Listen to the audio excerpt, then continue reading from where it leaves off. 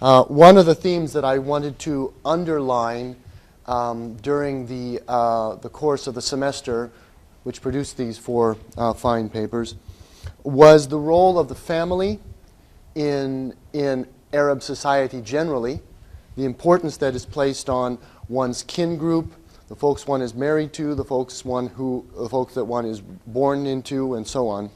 And I think each of these papers in its own way reveals an important aspect of that.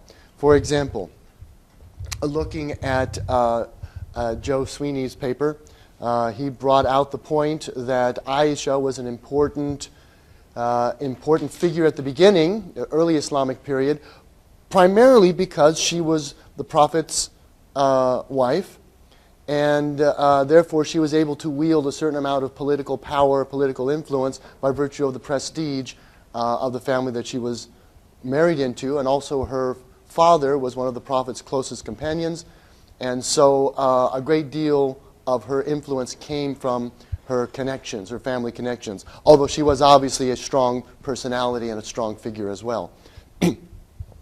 At the same time, Joe's paper points out the challenges that women who took an active role in the Algerian Revolution presented.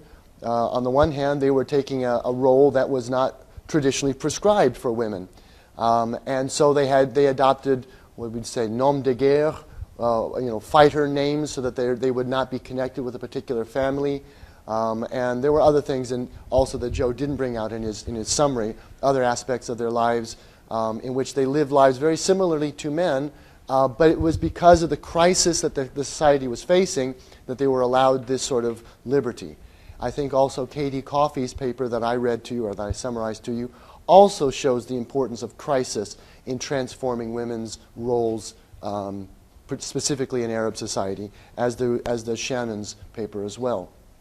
And finally, Linda's paper very appropriately points out the ways in which women's lives in the harem were constrained not necessarily by their abilities, but by the expectations of society and the decisions that were taken by men.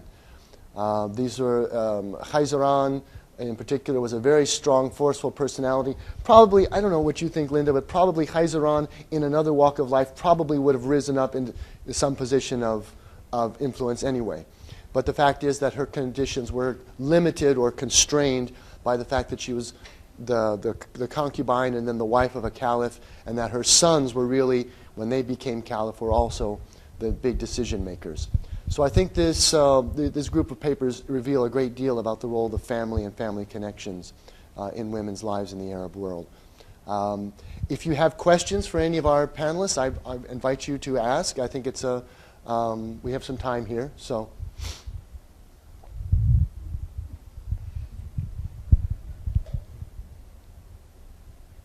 No?